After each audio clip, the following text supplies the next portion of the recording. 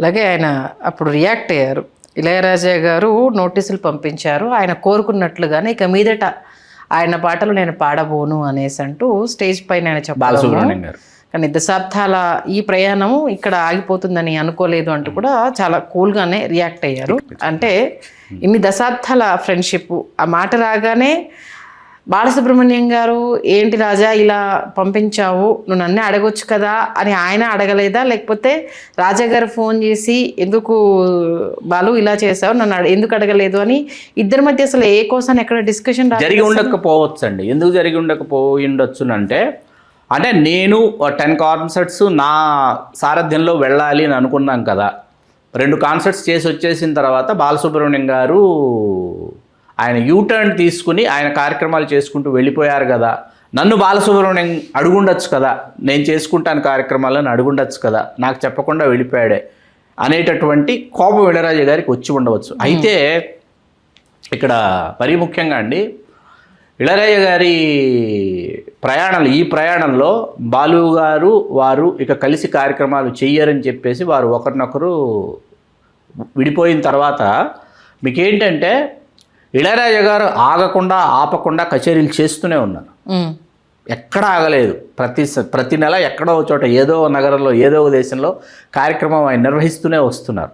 అందులో బాలు గారిని పాడిన చాలా పాటలు ఇళయరాజా గారే పాడుతున్నారు. మీకు తెలుసో తెలీదు, చాలా పాటలు ఇళయరాజా గారే పాడుతున్నారు. అవును, మీకు అర్థమవుతుందా? అక్కడ ఇళయరాజా గారు ఏంటంటే ఆయన తనకు దైవదత్తమైన, తనకు దైవికంగా ప్రసాదించబడినటువంటి సంగీతాన్ని ఆయన సంపూర్ణంగా నమ్మి విశ్వసించి, దాంతో ఏంటంటే నేను కట్టినటువంటి స్వరం, నా మదిలో మెదిలి పుట్టినటువంటి పాట ఖచ్చితంగా నాతో పాటు ఇది ప్రయాణిస్తుంది, నాతో పాటు ఇది చిరంజీవిగా ఉంటుంది, అది ఎవరు పాడినా ఎవరు పాడకపోయినా అని ఆయన చేస్తున్నటువంటి ప్రయాణం కూడా చాలా అద్భుతంగా అద్వితీయంగా ఉంది. దానిని కూడా మనం ఇక్కడ గమనించాలి.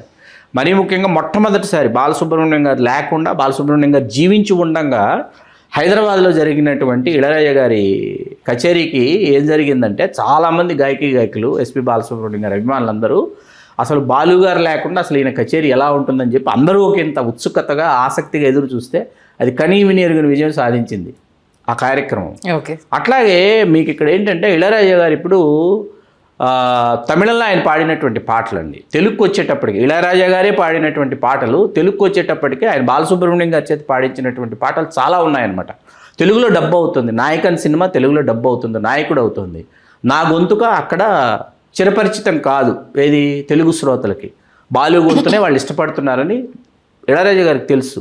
తను ఇక్కడ పాడిన సూపర్ డూపర్ హిట్ సాంగ్స్ని తెలుగుకి వచ్చేటప్పటికి బాలసుబ్రహ్మణ్యం గారి చేతి పాడించేవారు ఇళయరాజా గారు. ఇది కూడా మనం గమనించాలి. అదే అలాంటి అద్భుతమైన స్నేహం నిజంగా. ఒకవేళ కరోనా కాలగమనంలో బాలసుబ్రహ్మణ్యం గారు వెళ్ళిపోయి ఉండుంటే మేబీ వారి స్నేహం మళ్ళా చిగురించి కావచ్చు. ఈ గ్యాప్ కంప్లీట్ అయిపోయి వాళ్ళిద్దరి కాంబోలో ఎన్ని స్టేజ్ షోస్ చూసేవాళ్ళము నిజంగా. అంటే చివరి దశకంలో ఇలాంటి, అంటే ఆయన కాలం చేస్తారని మనం అనుకోలేదు. ఆ టైంలో ఇద్దరి మధ్య గ్యాప్తో అలానే వెళ్ళిపోవడం అనేది చాలా బాధాకరం. అది చాలా బాధాకరం. మంచి విశ్లేషణ అందించారు. ధన్యవాదాలు శ్రీకాంత్. ధన్యవాదాలు సంధ్య గారు.